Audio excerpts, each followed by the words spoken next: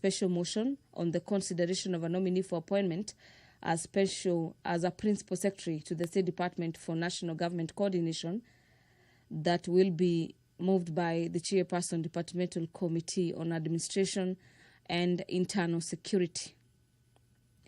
The House is also set to consider the report on the nomination of yet 2 other principal secretaries.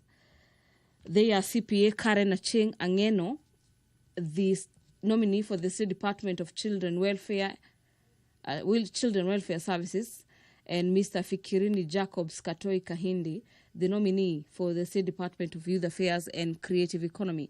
The members of the National Assembly are streaming into the chamber this afternoon, signaling that the business of the House is almost at the commencement moment, and under the Committee of the Whole, the House is set to consider the anti-money laundering and combating of terrorism financing laws, this being Bill number 5 of the year 2025 by the leader of the majority party. On your screens, all members of Parliament are upstanding, and the sergeant-at-arms have stepped into the chamber carrying the mace that has to be there upon the commencement of business. The sergeant-at-arms is closely followed by the Speaker of the House, Honorable Dr. Moses Wetangula, ready to preside over the business of the National Assembly this afternoon. Allow me to hand over for this live broadcast. Enjoy your viewing and have yourself a great afternoon.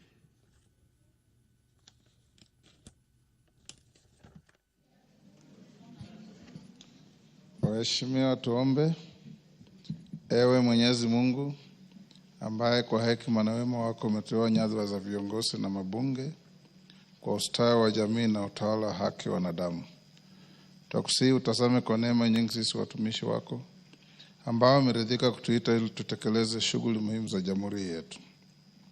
Tukuomba uteremshie baraka zako sisi tuliokutanika hapa, na tujalie tuyatende na kufikiria mambo yote atakayofikishwa mbele yetu kwa njia ya haki na uaminifu, ili utukufu na sifa zako ziendelezwe, na ili kustawisha amani, ufanisi na heri ya nchi yetu na wale ambao haja zao umezikabidhi mikononi mwetu. Amen.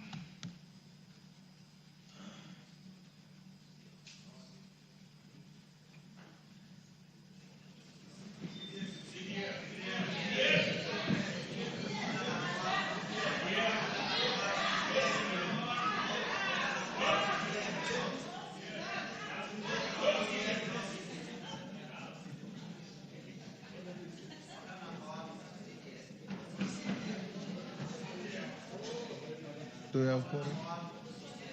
Sarah, do we have quorum? Eh?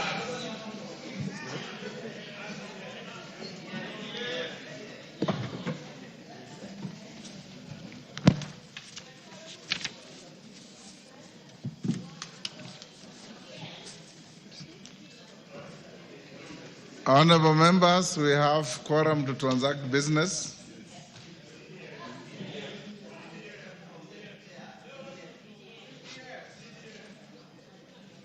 Why are you shouting like cowards? Who was appointed to shout? Stand up and tell the speaker what you want. What is the issue?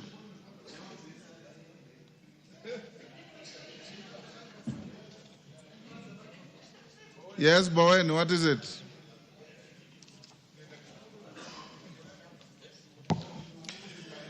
Thank you, Honorable Speaker. Honorable Speaker, the concern of all of us this afternoon, Mr. Speaker, is about CDF. Mr. Speaker, last week you made a communication, and you communicated also to us that the CS Treasury was supposed to appear before us on CDF. But, Mr. Speaker, we have less than 10 days before the schools open. The kids, they are going to go back to school without bursaries. Mr. Speaker, there are so many projects, CDF projects and also GAF, Mr. Speaker, which has been started and not been completed because of lack of the funds. And Mr. Speaker, the CS has not kept his word when he told us he was going to release money every week. Mr. Speaker, up to now, I think they have only released almost a quarter of it, Honorable Speaker. So, Mr. Speaker, we are saying this afternoon, order number 1 is the CDF and GAV. Order number 2, CDF and GAV. Order number 3, CDF and GAV. Order number 4, CDF and GAV. Thank you, Honorable Speaker. Thank you, Honorable Bowen. You are preaching to the converted.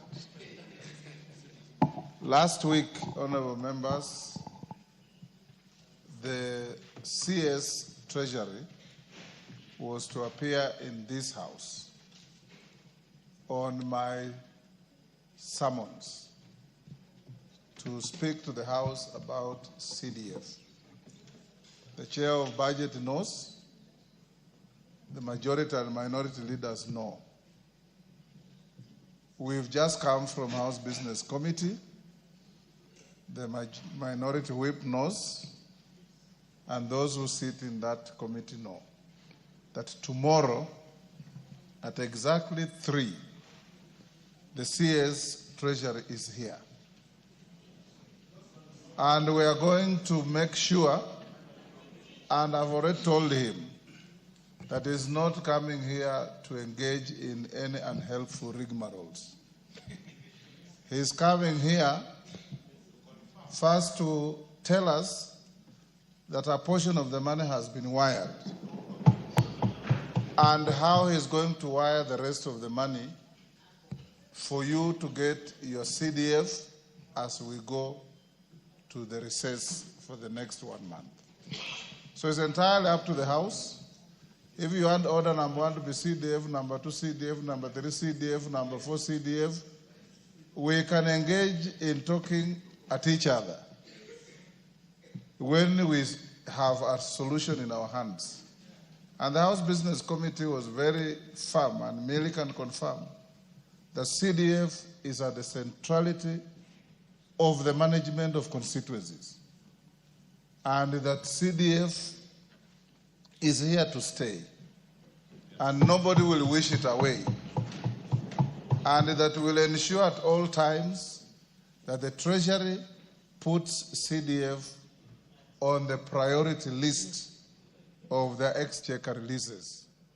We very well know, honorable members, the stress that we have been having in our economy, but we also know that with proper planning and engagement, CDF and GAF will continue flowing for you to manage your affairs in the constituencies. So I encourage us not to disrupt the business of the House, because it will be a zero-sum game. Even if we don't sit today, I assure you the minister will be here tomorrow. Even if we sit today, he will still be here tomorrow. And he will do what we have told him to do. So let's be better focused, and let's not be what the Brits say, you are penny wise and pound foolish. Let's be penny wise and pound wise.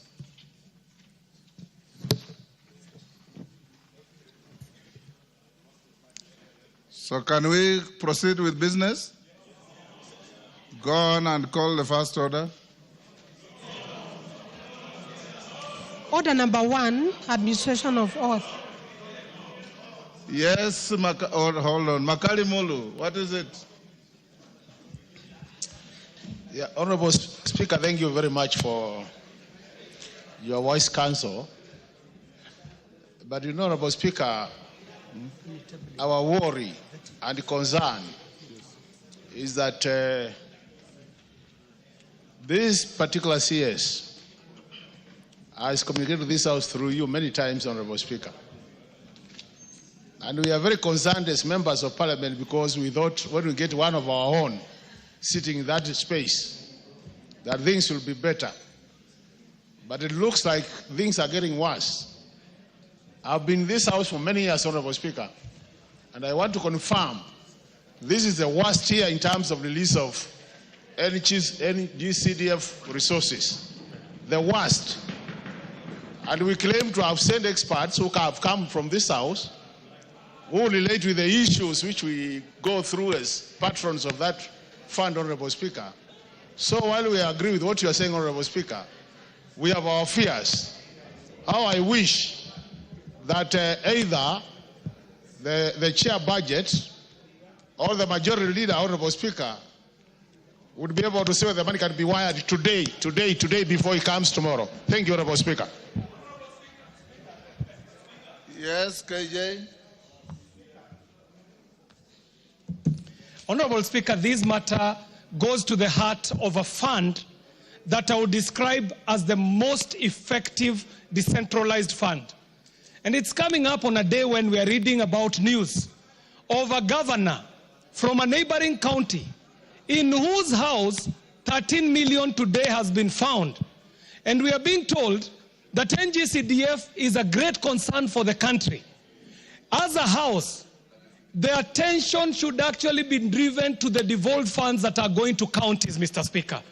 We are speaking at a time when NGCDF is under attack from very many quarters, Mr. Speaker. And I think it should go on record that this House shall stand its place to defend a fund that is working for the people of Kenya, because when we go to our constituencies, we are seeking to see what these devolved funds that we are putting on division of revenue that are going to the counties are doing, at a time when NGCDF is the only visible fund on the ground. So, Mr. Speaker, as we address these issues and take them up with the Minister of Finance, we must also put on notice all these other quarters that are trailing their guns on NGCDF to tell them that this fund shall be defended by this House. Thank you very much, Mr. Speaker.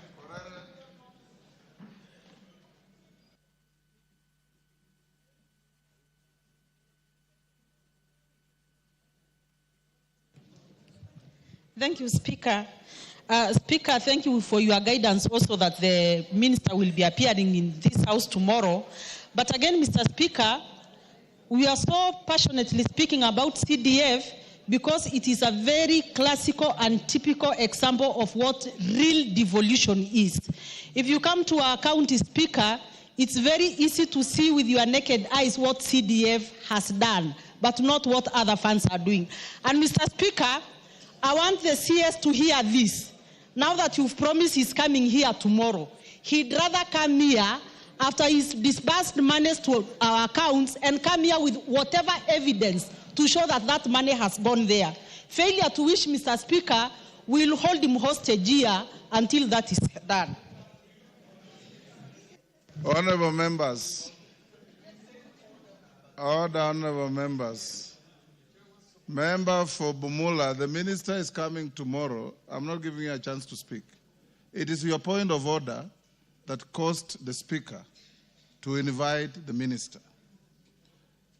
And being a diligent young parliamentarian, the right thing to do is to hold your horses. The minister will be here, and you will be the first to ask any question after he finishes his statement, because you are the one who has caused him to come. So we don't have to be pre-debating what we will debate tomorrow. I want to encourage you members that every time CDF has been threatened, yours truly has been on the front line to defend it. And I have been doing so without any fear or favor or prejudice. When there has been delay, I have personally called the Treasury to ensure the disbursement of the money. I will continue doing so. When CDF was under attack by activists who went to court, yours truly here has hired the best lawyers for you. And the caucus of lawyers here led by Otienda Amola and Chepkonga. Now the Supreme Court has ruled and decided that CDF is not in any conflict with devolution.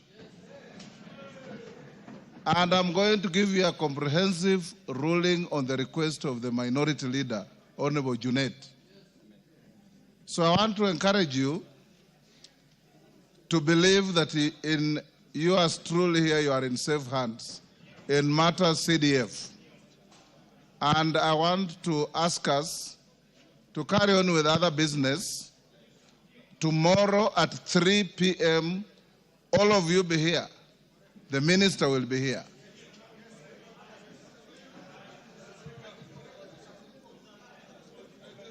Yes, Farah.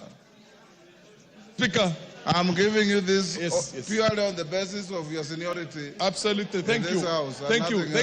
Thank you, Mr. Speaker. Mr. Speaker, if you notice what the Honorable KJ has raised, the CDF is only a trigger. We have a serious problem with the devolved funds in the counties in this country. And there is billions and billions, hundreds of billions of Kenya shillings that's going to waste in those places. Mr. Speaker, I am educating 100 students to do medicine in institutions all over the country. My governor cannot give me even 10 students, and he has all the funds there. And the money is getting wasted everywhere. An equalization fund, they have come for equalization, they have come for carer, they're coming for save this country from the so-called counties right now in this country. Please, this is the debate the members of parliament are really keen to what you call ventilate on. The other ones, we are fully in agreement and we support you. There's never, you have done more than all of us put together. Thank you. DK. Okay. Thank you, Honorable Speaker. We know very well this National Assembly is under attack from all quarters. Yes. First, we have problems with CDF, and we have also problems with RMLF. As we discuss now about CDF, KERA has only released around 17 million out of 62 million, and we have letters flying left, right, and center on what happens to the rest. So I think, basically, we have so many issues that we cannot continue burying our heads in the sand and thinking that things are right. I was proposing that we suspend the House until tomorrow when the two CSS for roads and for treasury come in, then they can explain what is really happening to the members of parliament. And then, if you look at the devolution, Honorable Speaker, if you look at the devolved funds, out of the total devolved funds that goes to counties, 85% are used for recurrent and administrative purposes, while for CDF, only 5% is used for administrative purposes. So the net effect is that out of the small amount of money like 42 billion or 45 billion or 53 or so, it is being felt. But the 450 billion that is going to counties, only about 50 billion are the ones that go to development. And in that also, the governors will follow to I think we should disband the counties altogether. Your point. Yes, Kainan. And I want my colleagues to listen to me. Mr. Speaker, I was in this parliament just like you are. Next to you. I want my colleagues to listen to this, Mr. Speaker. CDF did not just come out of the blues. CDF was a product of a well-calculated evaluation by the members who are there, Mr. Speaker, who are tired with the manipulations of the executive then, Mr. Speaker. Mr. Speaker, you are aware. Then, first quarter of the financial year. Yet we are here. Right now, CDF is under threat. And I want to thank the governors, whose only interest is to amass wealth, usurp national roles, and get money. If those are the people today you want to sit here and empower, I will tell you, this house is going to be the worst house in the history of this country. I want you to stand up for your right, resist. The Minister for Transport must come and ensure that the remaining allocation of CDF, of roads, is sent. The chairman, NCDF, through the minister, must also release. I want to tell you, Mr. Speaker, you are a lawyer. You were here when we fought for the current constitution. Some of us who come from regions that have been disadvantaged over the years, through skewed administrative practices, Mr. Speaker, fought for equalization.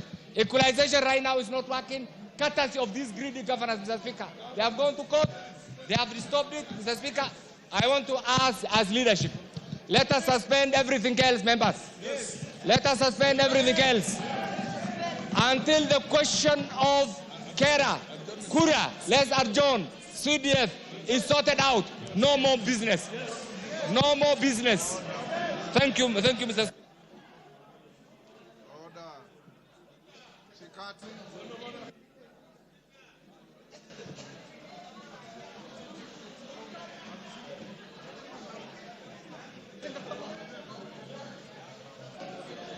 Thank you. Thank you, Mr. Speaker. Mr. Speaker. Order. Mr. Speaker, from what my colleagues DK and Kainan have presented, and given the mood of the House, I kindly request you, Mr. Speaker, to direct the suspension of the proceedings until tomorrow, Speaker. Order. Thank you, thank you. Yes, yes. Order. Order. Order, honorable members. Order. Order. Honorable members, order. Take your seats. Take your seats. Honorable members, take your seats. Take your seats. There's no matter before the House to put the question. Honorable members, I want to encourage you. This is your House. And you are the nerve center of everything in this country. You appropriate, you oversight, you legislate, you represent. You have the power in your hands. And I want to encourage you that it will be a very unwise decision to do what some of us are asking to do. For the simple reason, order, honorable members. I am your speaker, you elected me. And I have a duty to lead you and advise you. Is that Kimilo or Mwalio, who is looking very agitated? Kimilo, unajua kuna kitabu kiliandikwa na Mwalimu Nyerere. Fisi alikuwa anakunywa maji kwa mto, na kondoo pia alikuwa anakunywa maji kwa huo mto. Fisi alikuwa anakunywa kule maji natoka, kondoo chini kwenye maji naenda. Alafu fisi akauliza kondoo, mbona unanichafulia maji? Kondoo akasema, maji natoka kwako inakuja kwangu, nimeichafua namna gani? Akasema, kama hujachafua, kwa nini ulinitusi mwaka uliopita? Kondoo akasema, mzee, mwaka uliopita nilikuwa sijazaliwa, nilizaliwa juzi. Akasema, kama si wewe, ni baba yako ndiye alinitusi.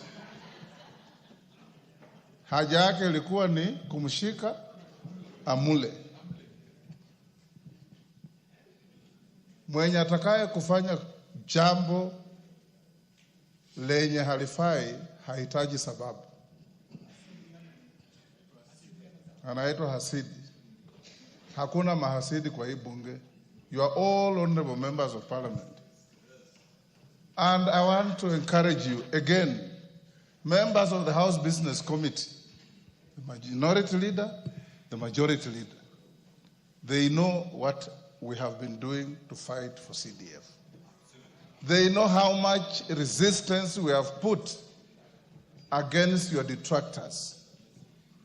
And for the record, members, I have been in this House before CDF, during CDF. And I don't want to talk about after CDF because there will be no after CDF. Because CDF is here to stay. And it will always be there. It is very easy.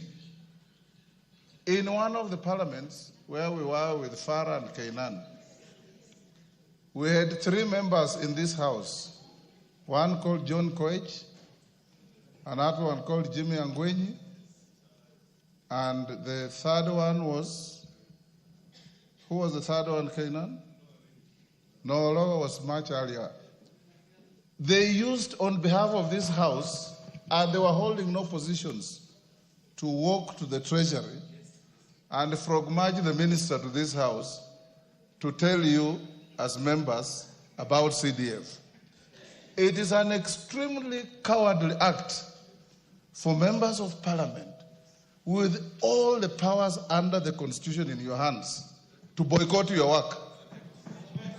It will be a very cowardly act, I can assure you, because as a house, you have impeached a minister, you have impeached a deputy president, you have powers in your hands.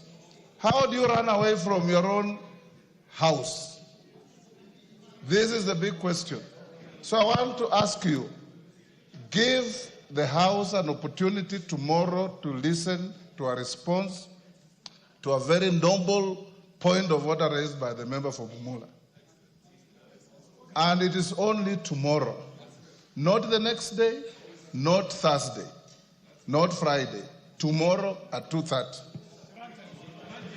If you agree with your speaker, we go on with the business. If you don't agree, those of you who are not keen to carry on with business, don't disrupt the House. Let those who want to have business go on with business. But as I finish, let me now give the majority leader an opportunity to tell us about the issue of the CDF. Thank you, Honorable Speaker. Honorable Speaker, as you rightly say, is a matter that we discussed even within the House Business Committee, because as a member for Bumula said last week in his point of order, CDF is not money going to these members of parliament. And these members of parliament are elected by their people to come and represent them in this house.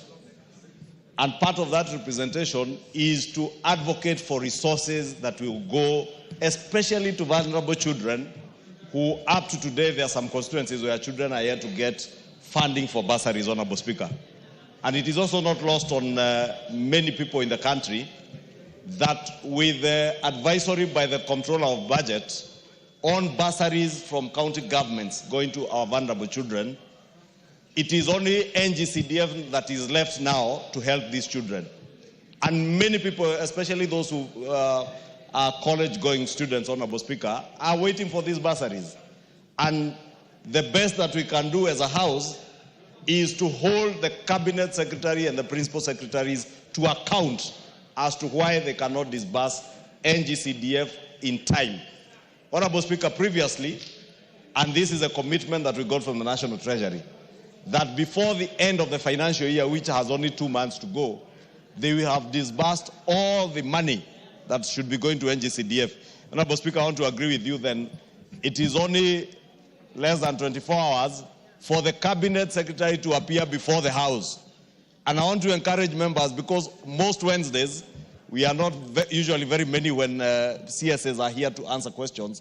This is a time to hold the Cabinet Secretary to account for his words, because it is him who committed that we will get disbursements every month to ensure that by the end of June, we have all our money disbursed.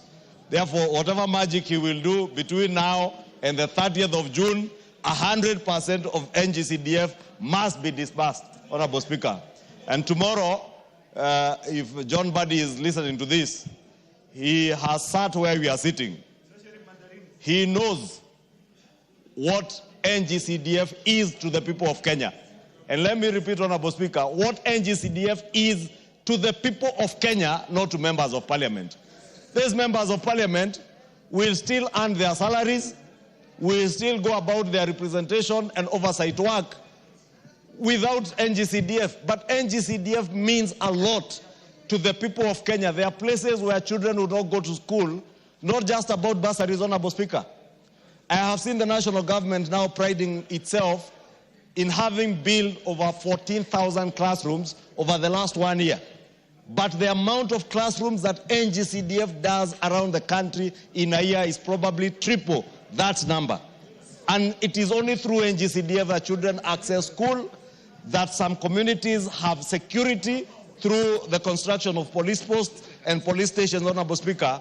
And we are lifting off a very huge burden through NGCDF from the national government. And therefore, the CS, National Treasury, has no choice. Tomorrow, he must come prepared. If not with his words, he must come prepared with his checkbook. Tomorrow, it is pesa, pesa, and pesa to NGCDF. Thank you, Honorable Speaker. Junet, order, honorable members. Order, Wario. Those children up there are watching you and you are a leader. Order. Mr.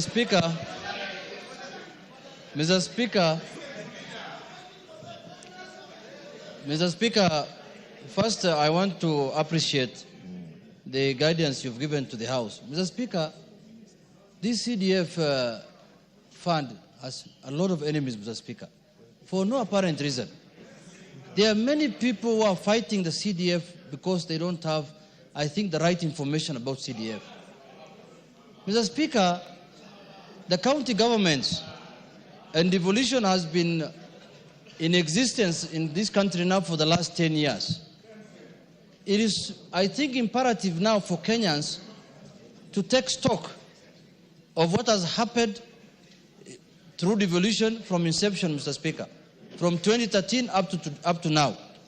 Because, Mr. Speaker, CDF funds has the least administrative expenditure, Mr. Speaker, unlike counties where they spend all their monies in recurrent expenditure.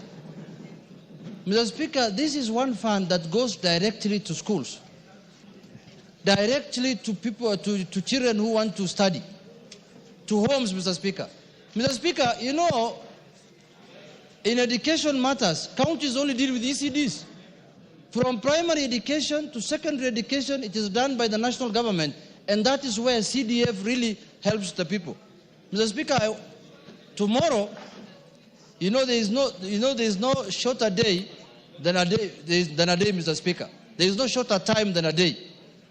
Now we have said that tomorrow the minister must appear here in person. I want to urge the House that we will make our final decision tomorrow, God willing. Because today, I can see, I've checked the order paper, Mr. Speaker, there are some serious issues that we need to deal with. Mr. Speaker, today is, let me tell you something. Let us not also play into the hands of our enemies, Mr. Speaker. Our enemies have said time and again that we are people who just think about, they don't see that we are helping Kenyans. They don't see that this CDF is for Kenyans. No member of parliament benefits from CDF in any way, Mr. Speaker. This is money that builds schools, I've said. So, Mr. Speaker, I want to plead that let's give this minister tomorrow a chance. Let him come here. Let him tell us what plans he has for us. Let him come with the money. Mr. Speaker, for now, even if we suspend the business of the House, we will wait for tomorrow still for him to appear here. He will not be coming here today. So, Mr. Speaker, I want to urge Honorable Kimilu that I know the people of Makueni are suffering, but they might be suffering at the county level, not because of the CDF. So can we wait until tomorrow so that we deal with this issue perpendicularly? For today, we have some issues on the order paper, this anti-money laundering business, because, Mr. Speaker, our country has been grey-listed. This bill is going to help our country not to be grey-listed, Mr. Speaker. So with these few remarks, Mr. Speaker, I really concur with your guidance that we continue with the business of the House, and tomorrow we listen to the Minister for Finance. Order, members. Members, order. Those on your feet, take your seats. DK, take your seat.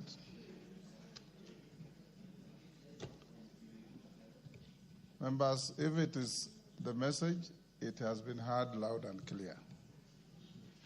That members of this House are not happy. One, with a continued assault on CDF.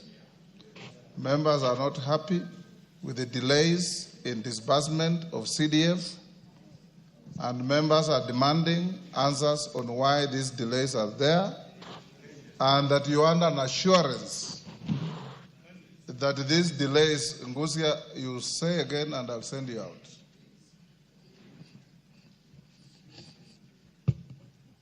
I think you are taking advantage of the fact that you are my friend, we meet in the gym. That should not be extended to this floor.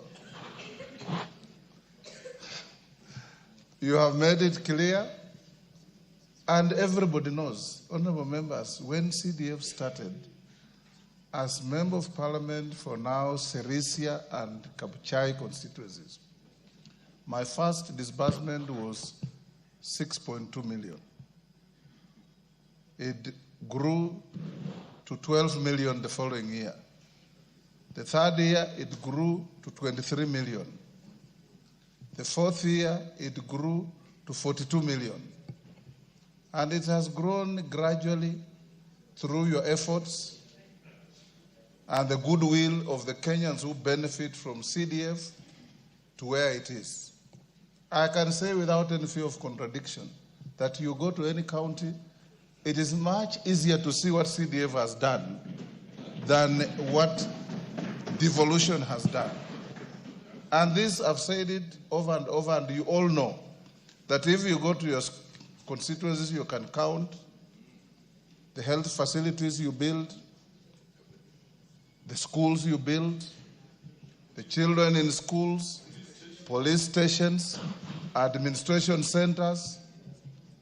And today we have even been saying in the House Business Committee that I want to call Akamkunji to encourage you. You saw yesterday in the media that more Kenyans are being killed on border rides than on vehicles, accidents. I have told the House Business Committee to embark on having a situation where, even if it means additional resources for you to go out there and sit and talk to our young people on border, to observe traffic rules, bore a leaf from what we see in Rwanda.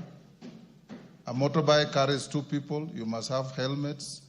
You've seen motorbikes, border carrying, not just ordinary people carrying 4 policemen, people who are supposed to enforce the law. I've seen 4 policemen sitting on one border. The rider is sitting on the petrol tank and looking like he's in a toilet.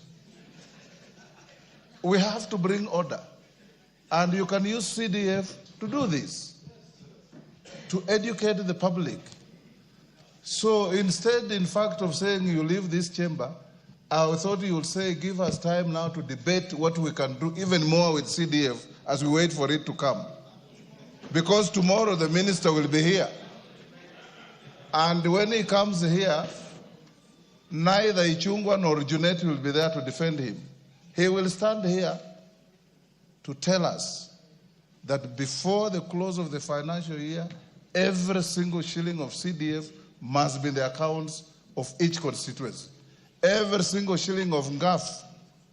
The women rep for Laikipia has come here asking me, why aren't these men talking about NGAF? They are only obsessed with CDF. I have told her that I'll be your defender as women MPs representing counties. That as we defend CDF, we shall also defend NGAF so that we move together. So let me now ask you members to cool down. Let's get to our business. And tomorrow come with your sharpest knives, your sharpest tongues, and your harshest language if you wish to talk to your former colleague, John Badi. So clerk, you can now call out the orders. No more on that. Order number 1, administration of oath. Order number 2, communication from the chair. Honorable members on their feet, take your seats.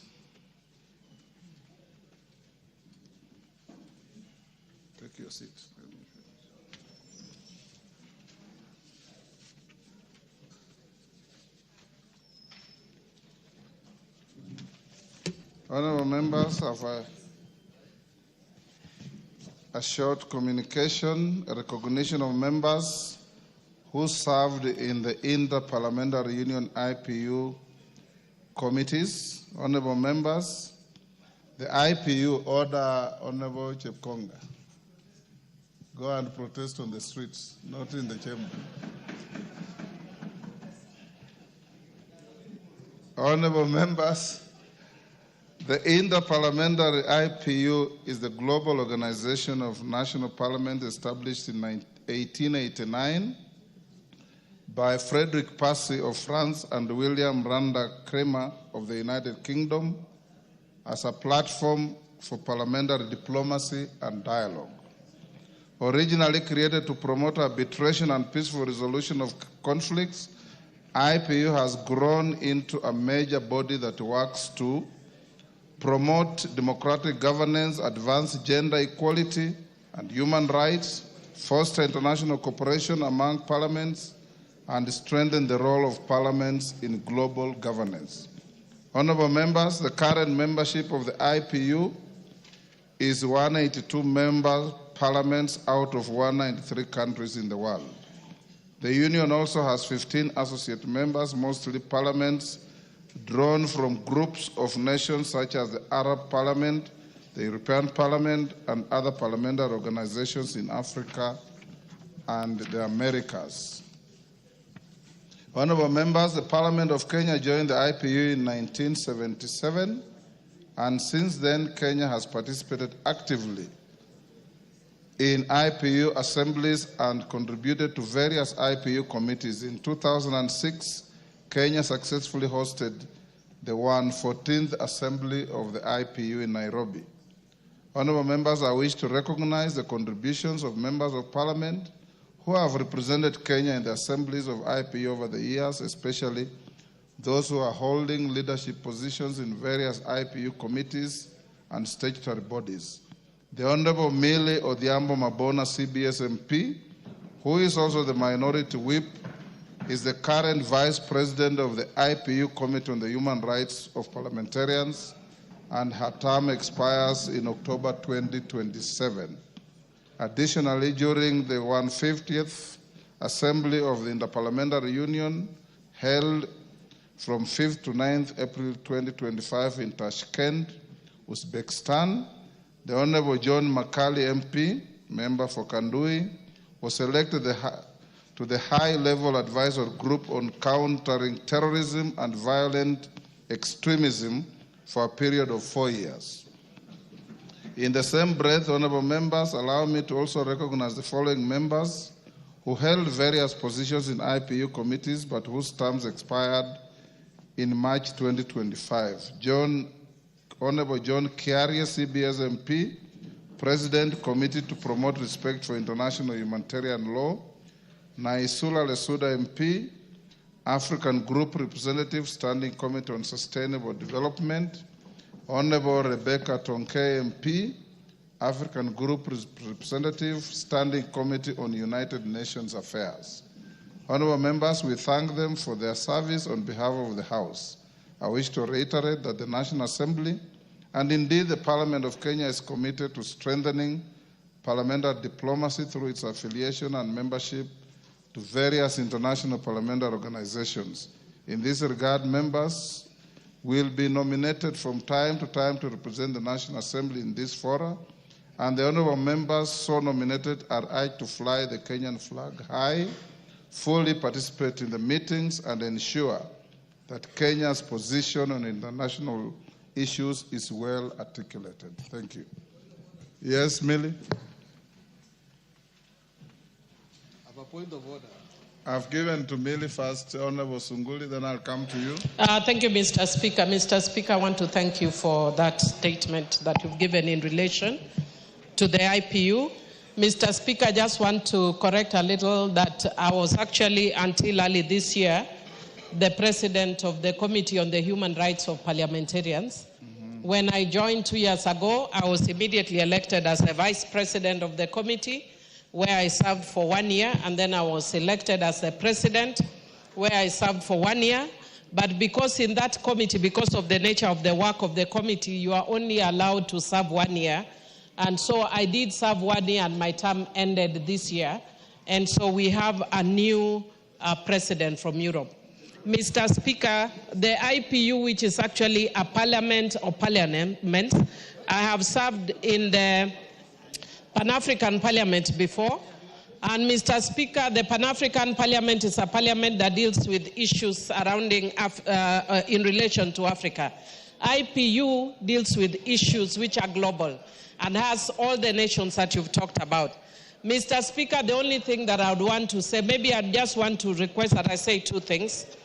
One, because the committee I sit on, I was elected in my individual capacity and not nominated by the Parliament of Kenya. This is the first time I'm actually serving in this parliament in IPU. And one of the things that I've observed, Mr. Speaker, that the other countries have been able to rise to the top because of consistency. I want to request that if we can have dedicated members the way we have in Pan-African Parliament, so that we can have members that are recognized even if they come another time for co-positions. In the last year, we supported the Speaker of Tanzania, who became the president, and now we have the president as the Speaker of Tanzania. But in Kenya, because we have members coming in and out, it becomes difficult. I'm not pushing this for myself because I actually came under a different setup. But if we can encourage, I'm encouraging that the members who are there, if we can have them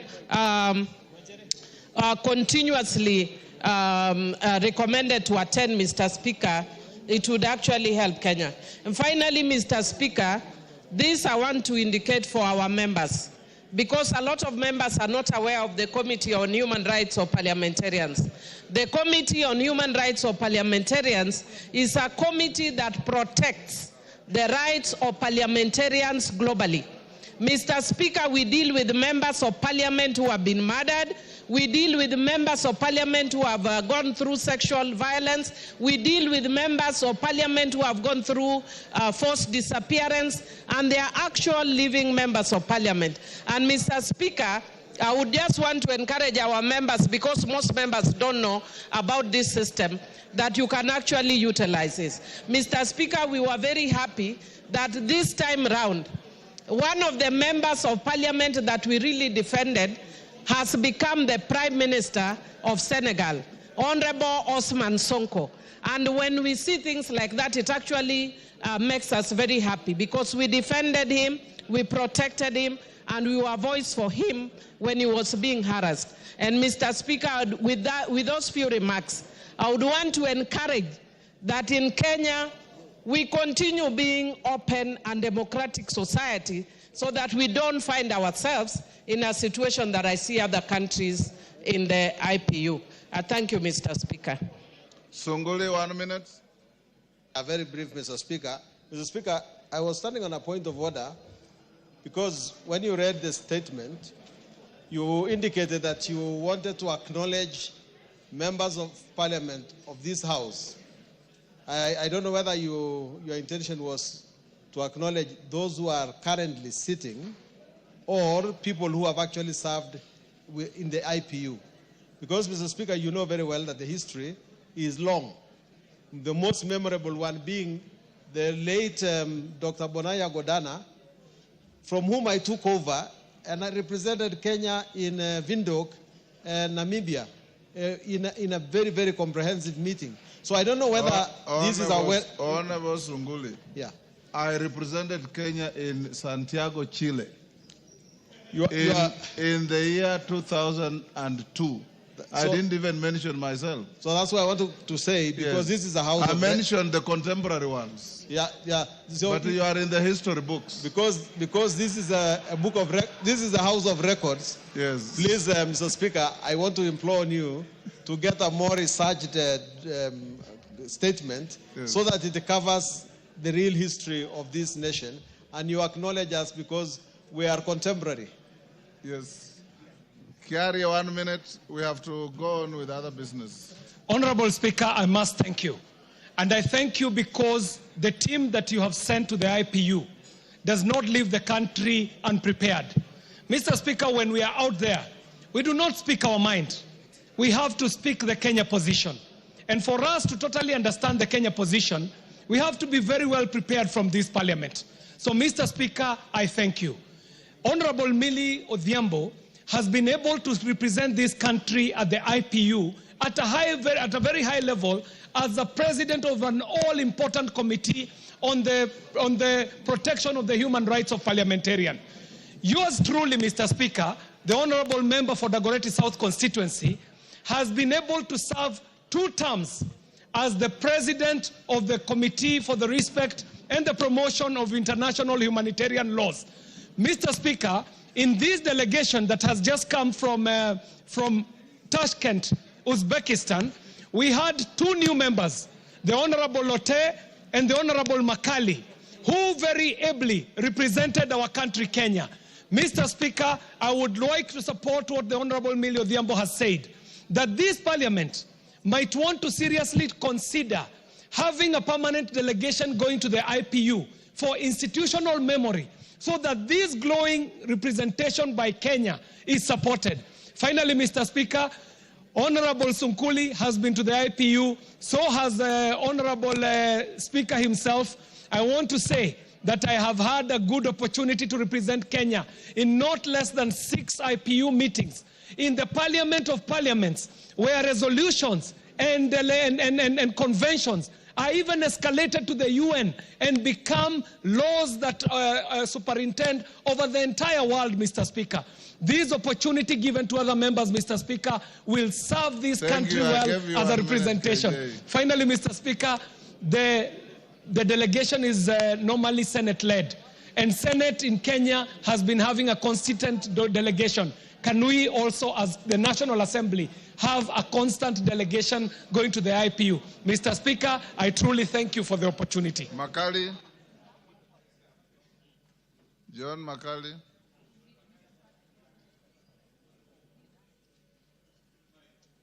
Give him the mic.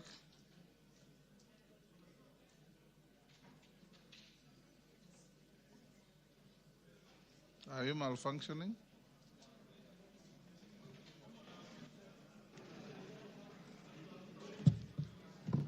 There's one next there, in front of you.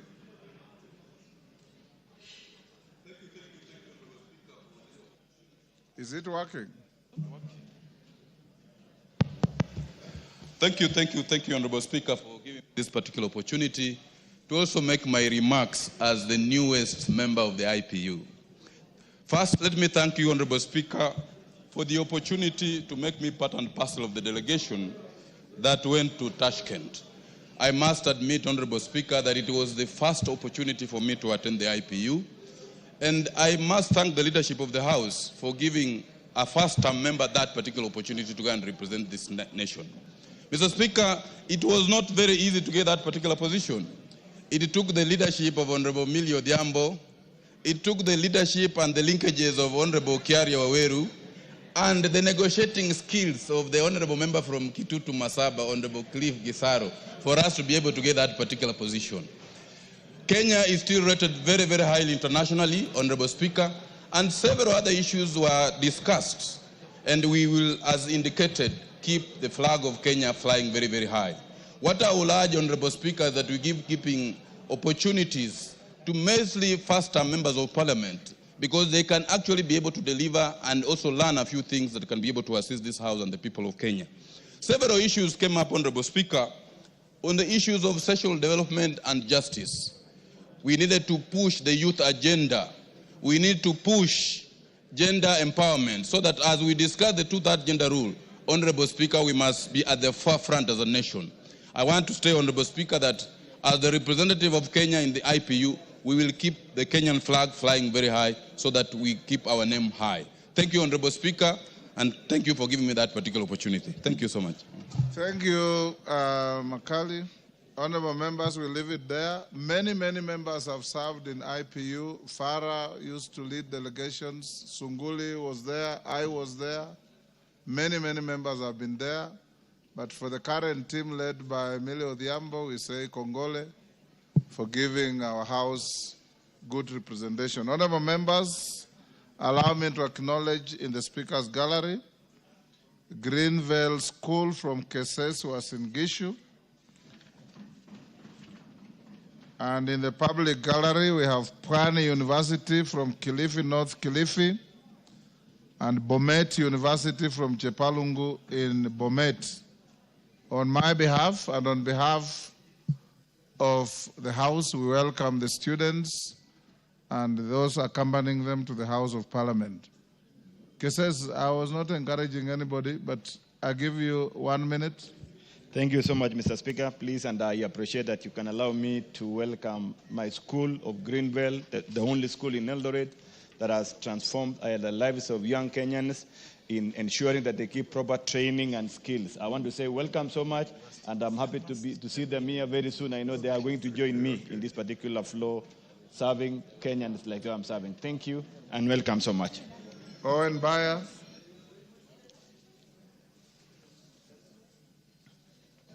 Thank you very much, Honorable Speaker. I want to take this opportunity to welcome Pwani University, the university in my constituency and the first university in the Coast region. And I want to tell you, Honorable Speaker, I served there as a lecturer and as a registrar some time ago before I came to this university. So Pwani University, welcome. I know it's the maiden visit by this university to this house. And I think we owe them a foot thumb for them to welcome Pwani University. Thank you. Thank you very much. Thank you, Owen. Next order. Next order. Order number 3, messages. Members on their feet, take your seats. Chair Budget, take your seats. Honorable members, I have a short communication.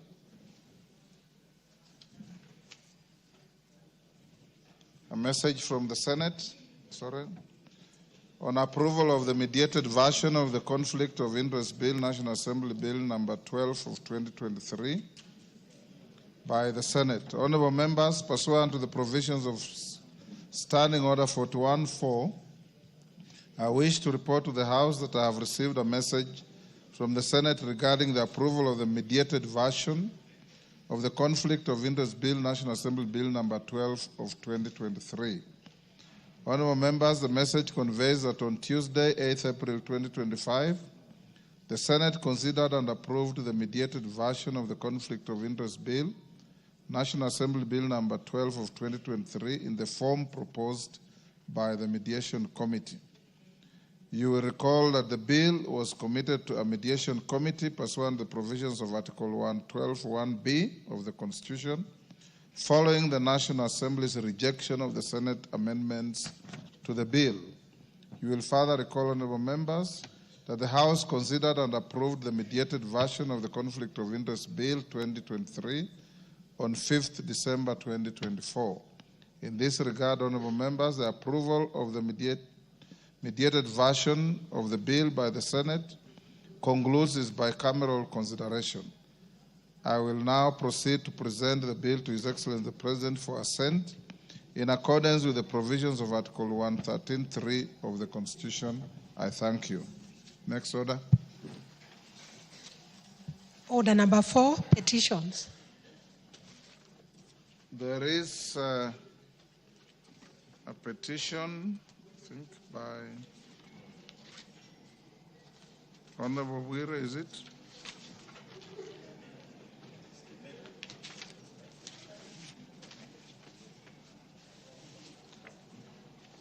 Is Honorable Peter Mbogo in the House?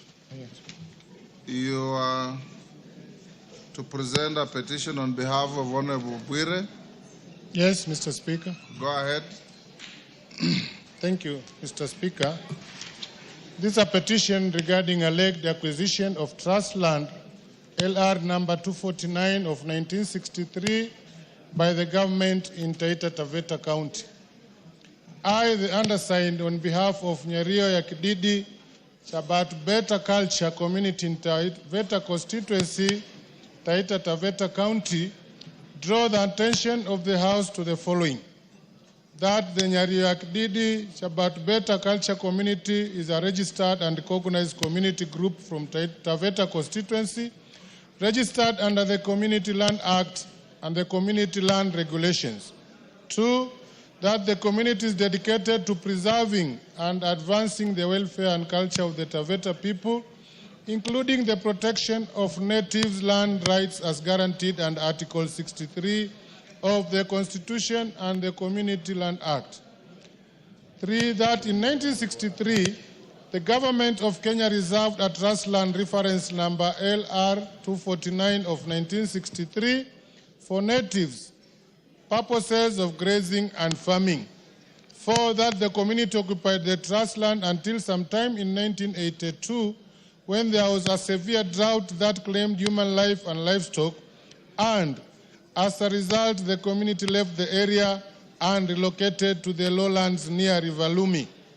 5, that the community continued using the said trust land as a traditional shrine for prayers and circumcision until sometime in 2022, when they were arrested and harassed by rangers from Kenya Wildlife Service on allegations of trespass. 6, that after negotiation between local political leaders and KWS, the arrested members of the community were released, but on firm instructions that they should not trespass on the trust land on grounds that the area is part of Tsavo West National Park and is a protected area. 7, that by the letter dated 17th August 2023, the community sought information from the Director for Land Administration on legal status of the trust land, and on the 18th August 2023, they were expressly informed that the land is still trust land. 8, that the community forwarded the aforesaid information from the said directors to the KWS and requested to be allowed to continue using the trust land as their shrines and grazing area. 9, that the KWS declined and insisted that the trust land is part of Tsavo West National Park and that it is a protected area. 10, that in the recent past, the KWS has started fencing the trust land completely, condoning it from the community, and all efforts to have the matter resolved has not been fruitful. 11, that the matter presented in this petition is not pending before any tribunal, court of law, or any constitutional or legal body. Therefore, your humble petitioners pray that the National Assembly, through the Public Petitions Committee, inquire the legal status of the land LR number 249 of 1963 and recommend for the settlement of the squatters within Taveta constituency, and 2, make any other recommendation that it may deem fit in addressing the plight of the petitioners. And your petitioners will ever pray, presented by Hon. John Bwire Okano, MP, member for Taveta constituency. Thank you, Mr. Speaker. Thank you, Honorable Mbogo. We'll commit the... Yes, Mwashako. Asante sana Mheshimiwa Spika. Mimi nasimama Mheshimiwa Spika kusema kwamba swala hili ni swala nyeti, ni swala nzito. Shirika la KWS Mheshimiwa Spika kwa miaka mingi limeendelea kuongeza mipaka yao, kuendelea kusukuma wananchi kule Taita Taveta, na mpaka sasa Mheshimiwa Spika, kando na hii sehemu moja ambayo Mheshimiwa Bwire ameleta hapa bungeni, ni sehemu nyingi Mheshimiwa Spika ambapo tuna utata wa mipaka na KWS Mheshimiwa Spika. So ombi langu kwako na ombi langu kwa kamati ambayo itafanya kazi hii ni kwamba kazi hii ifanyike kwa haraka ili mipaka ya KWS ionekane, na pale ambapo kuna utata KWS ama Tsavo ni ya watu wa Taita Taveta, iwe kwamba wananchi ama wa Taita Taveta wapewe nafasi ya kuchukua sehemu ambazo kwa wakati wa mababu zetu ilikuwa ni sehemu ya watu wetu. So Mheshimiwa Spika, swala hili ninakushukuru sana, maana ninajua mambo haya ya shamba na mambo ya mipaka ni mambo ambayo yanagusa mambo ya usalama. Mheshimiwa Spika, kule Taveta kuna shida, kule Voi Tsavo imekuja mpaka katikati ya town. Mheshimiwa Spika, Voi Tsavo inasema kwamba inafika karibu na town.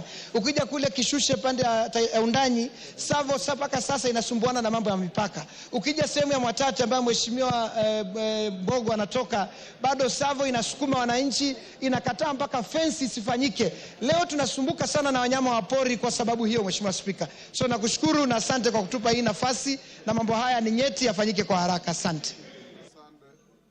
Asante sana. The petition is committed to the Public Petitions Committee and are obligated to bring a report within 60 days. Member for Chuka Igambangombe, Patrick Munene. Thank you, Speaker. Speaker Elias, to do this petition regarding recognition of the Chuka community as a tribe in the Republic of Kenya. I, the other side, on behalf of the Chuka community of Kenya in Tharaka Nithi County, drew the attention of the House to the following, Speaker. One, that the Constitution of Kenya in its preamble affirms the national pride in the ethnic, cultural, and religious diversity as the bedrock of unity of a sovereign nation.